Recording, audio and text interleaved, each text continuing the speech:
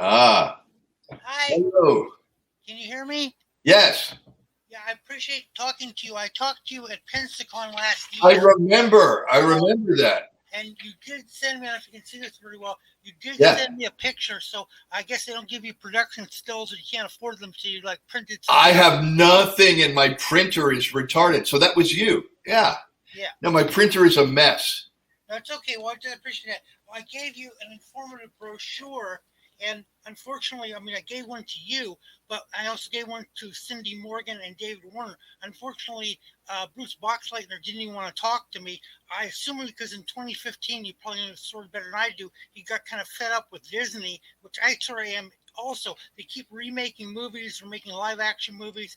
I realize it costs a lot of money to make a movie. In fact, the Tron 3 that I'm going to talk to you about, if we can, is 200, maybe $250 million. It's a lot of money even for Walt Disney. But the idea is they need to invest in, as they did in 1982, in a new movie. I realize that they can't easily fall on their face, but the idea is that I want them to make a movie. And as you probably, I told you in your movie, unfortunately, as you mentioned, Ram did get de-res. I had to look it up. Roy Kleinberg, his user, did survive. And it was He did very survive, and his apartment looks like yours.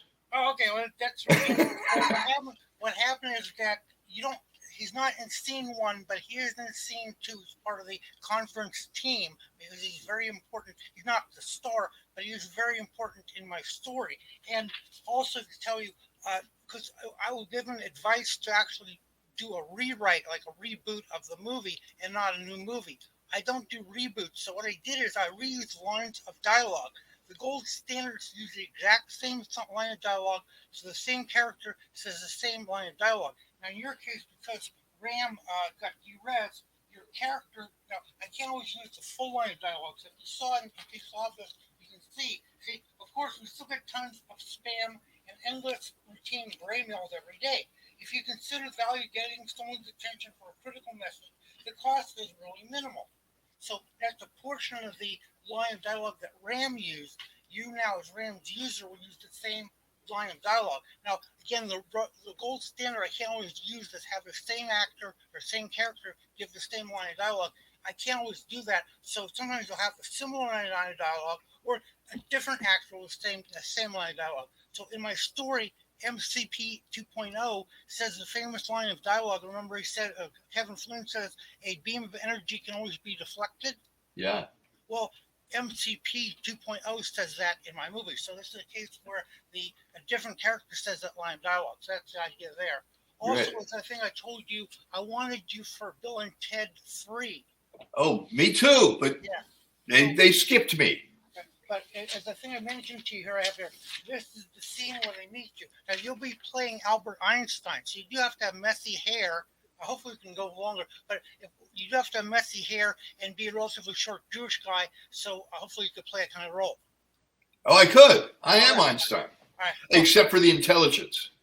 well, but what happens when they meet Einstein? Again, Bill and Ted need Einstein to help bring peace to the planet. He says, "I'm see." In the first movie, you probably know a lot of characters they basically are physically kidnap them, and I don't do that. So Yeah. in my story, they go to people that already want to bring peace to the planet, like Albert Einstein. He's no longer with us, but since they have a time machine, they go back to Princeton, New Jersey in 1946, and they talk with him. And he says, "I'd love to help you," and he actually helps them bring peace to the planet. Awesome. Like I want to see my movie, so the thing I have that also. And then, as I think I told you, you're playing Roy Kleinberg in the Tron 3 movie. So Oh, that would be awesome. I'm waiting for it to happen. right. Now, here's who you're up. Oh, you guys are up against. I mean, you can see that. This is a Yeah. picture that sent me a while back of. This is MCP 2.0. Now, he said don't show people a picture because they won't understand who he is. He's not. He doesn't exist as we think of existence. He's not alive as we think of alive. So one person was saying, well, that's his arm and that's his head. It doesn't work that way. He's not that type of being. He's Yeah. beyond our understanding. Unfortunately, you said a year ago not to give you any spoilers, but the spoiler is I need somebody equally powerful to go up against him. Even Tron or Ram or Yuri or Roy Kleinberg, none of these people are really powerful enough, or even programs aren't powerful enough to go up against MCP. So Yeah. I need somebody to save the universe, and I do have such a person.